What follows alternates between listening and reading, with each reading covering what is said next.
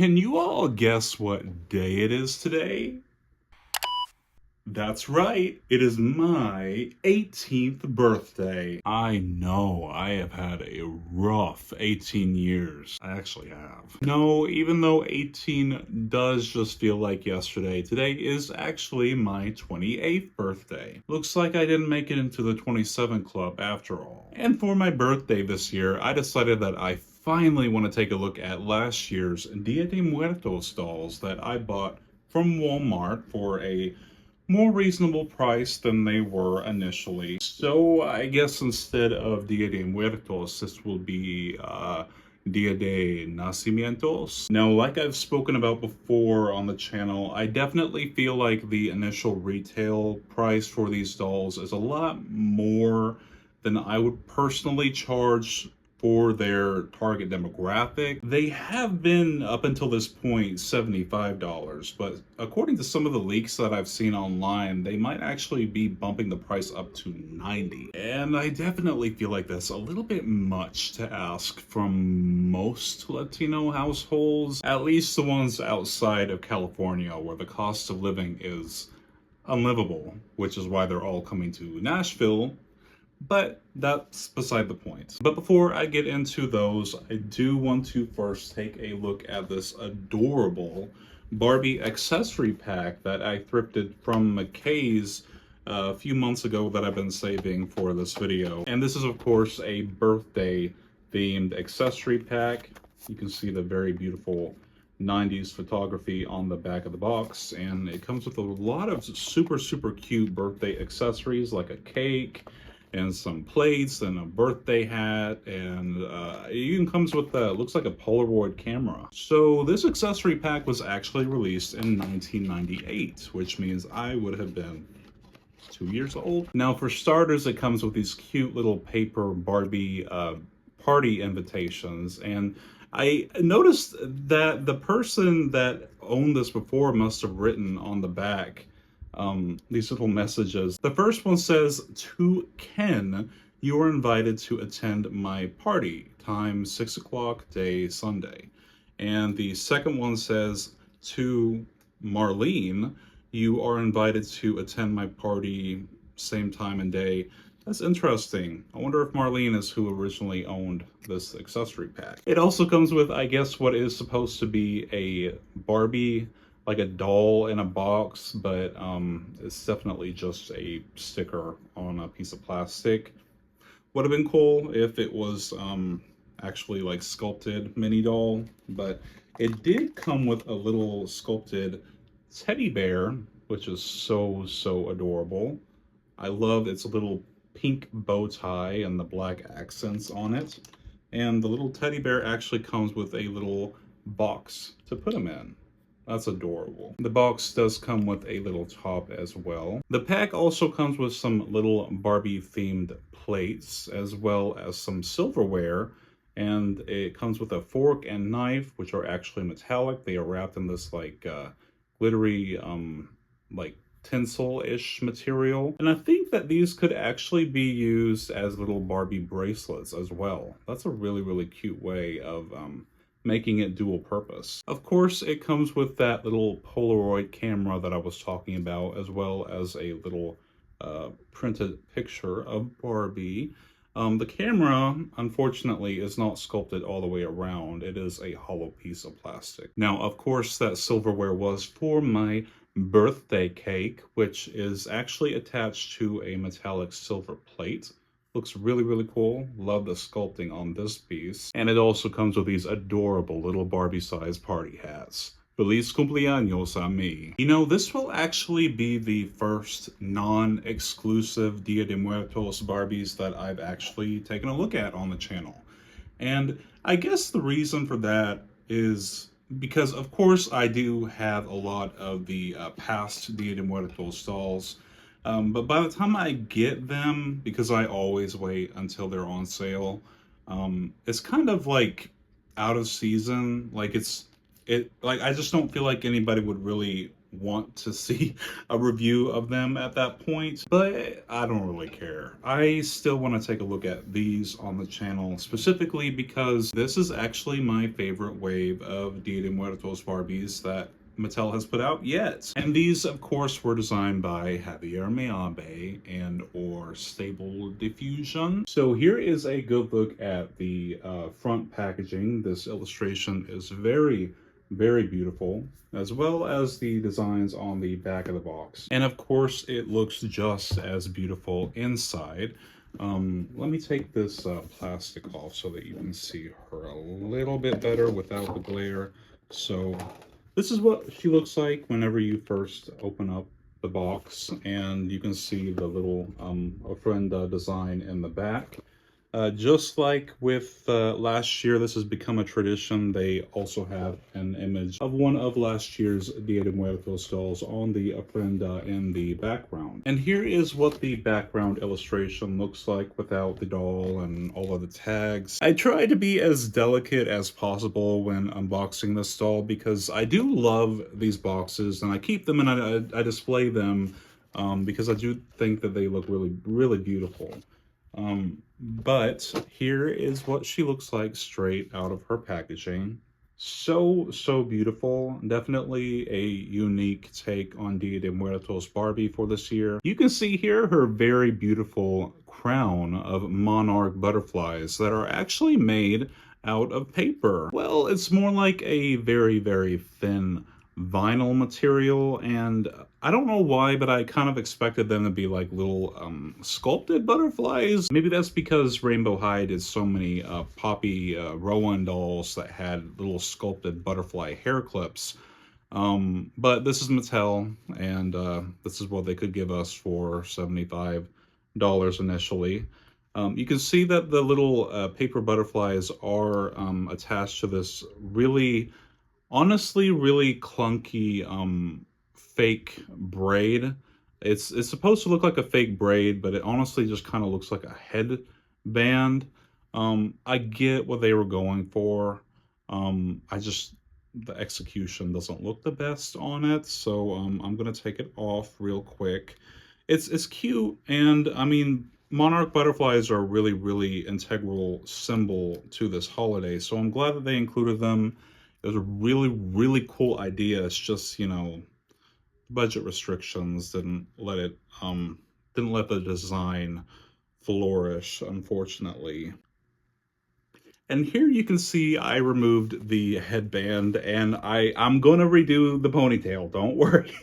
But she does kind of look a little bit funny now that I have taken it off. It was on there, like it was sewn to the head, so I definitely had to cut a lot of thread in order to get it off, but I think it looks so much better without that clunky headband. I think what might have been a little bit better is if they had like two little monarch butterfly like hair clips, like actually sculpted hair clips. But I think that I'm actually going to use some of the little butterfly hair clips that came with the Poppy designer doll that MGA did in my restyle of her. I'm always interested to see which face sculpts they use on, well, all dolls, but specifically the Dia de Muertos dolls, because a lot of times they choose, you know, Mattel's Hispanic face sculpts. And for this one, they actually chose a newer face sculpt. So they chose to make a collector-sized version of this new Barbie Fashionistas face sculpt. And I think that's really cool. This is definitely a collector's size version of this sculpt because she is significantly smaller than the Barbie Fashionistas version. But one thing that I'm very disappointed about, actually that I'm really annoyed about, is that I was expecting them to give her like an official name for this face sculpt whenever they used it on a collector doll, because they usually do. I mean, that's how we got Violet's name, is because she was used on the Helen Keller doll. We finally got a name for her. But on Mattel Creations, they literally just call this Barbie Fashionistas whatever she was, with like the model number on it. Like they call this face sculpt Barbie Fashionistas, which I'm like, could you all not have given her an actual name? Like, you could have called her Katrina or something. Like, call this the Katrina face sculpt because she was first used in Barbie signature on the Dia de Muertos doll. Like, this is the first Dia de Muertos Barbie doll that has a face sculpt that doesn't already have an official name. Just putting that out there, but I do love her Sugar Skull makeup. I think it looks so beautiful. I love the lip liner on the lips, and also all of the metallic gold detailing on there. And I also love the fact that he gave her edges. Lots of Latinas lay their edges, so this is a really cool detail, and she is the first Dia de Muertos Barbie to have them. I think it makes her forehead look a little bit less big. Something nobody ever mentions about the Dia de Muertos dolls is that they actually have a harder plastic than most collector Barbies. I'm not sure why that is, but their heads basically have like no give to them at all. You can still rebody them, but they'll have to be heated up longer than regular Barbie heads. I just think that's really interesting because a lot of times with regular Barbie signature, they just give her the same plastic as regular Playline. She does have saran hair. It's a dark brown and black blend, and she also has these really cute marigold earrings. They are not metallic gold, but they're still pretty. I guess continuing with the jewelry, she does also have this little pearl necklace that has more marigolds on it, as well as a couple bracelets, like marigold flower bracelet, as well as a pink bracelet on this arm. This year, or last year, I guess, he decided to give her a Rosa Mexicana dress. It's a really pretty mermaid silhouette, like asymmetrical mermaid silhouette. The top part of it does have this ruffle, like this tulle ruffle on the side. And the most part, it is this like satin pink material, really pretty. But you can tell that the embroidery on the bottom part unfortunately stopped whenever it went to the ruffle. The transition, I think, is pretty seamless from like far away, but like you get up on it and you're like, yeah, they did not do this part, the embroidery, but what is embroidered is very beautiful. You know, I think actually you could probably cut off this bottom part of the skirt and just have like a little asymmetrical mini skirt. That might actually look cute for a more casual look. Another really cool detail that he included was that he gave her a little shadow box bag. I made one of these shadow boxes out of cardboard whenever I was a kid, and I think this is such a really cool detail to include, because like before, they haven't really done a Dia de Muertos Barbie with an accessory before, but this is so cute, and I think that this adds a lot to the design. It does have a little loop on the back for the doll to hold it, and the front part actually does come off. I guess in case you wanted to put anything else in this little box, it'd be fun to decorate with like little micro miniatures inside. This image they have of some of the past Dia de Muertos Barbies dancing inside is super cute though. And she does actually have a new shoe sculpt. This floral shoe sculpt was definitely made just for her, as it matches the rest of her accessories. I think that's so cool.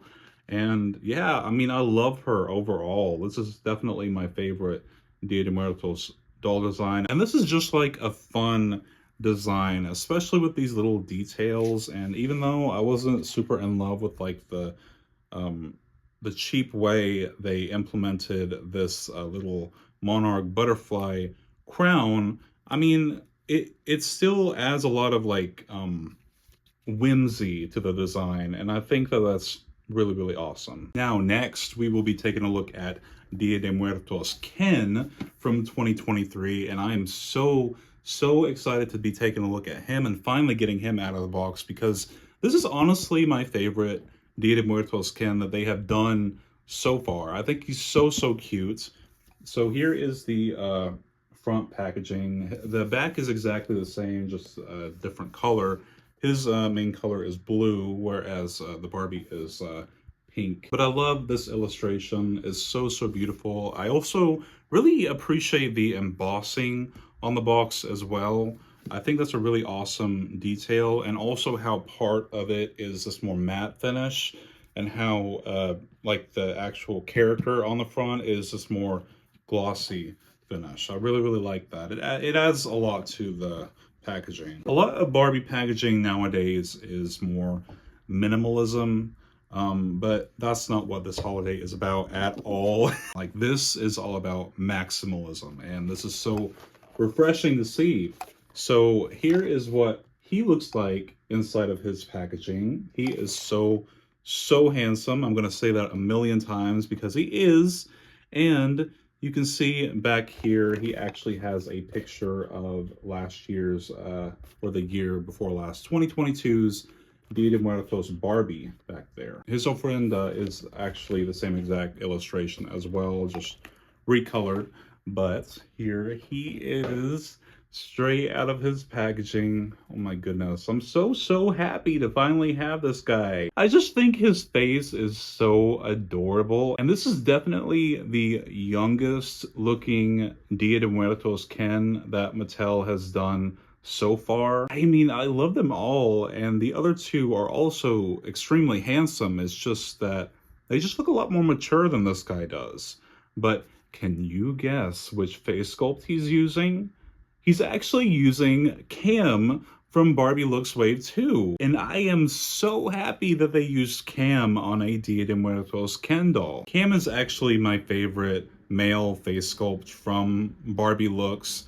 And I was saying, even whenever he first came out, that he looked like he was indigenous, or a lot of people were saying that they thought he was a Latino, and this just kind of solidifies that. They might have actually shrunken his head sculpt a little bit for the Dia de Muertos doll, because the Model Muse Ken body actually does have a smaller, like a skinnier neck than the Mates Move Ken body that he was originally made for.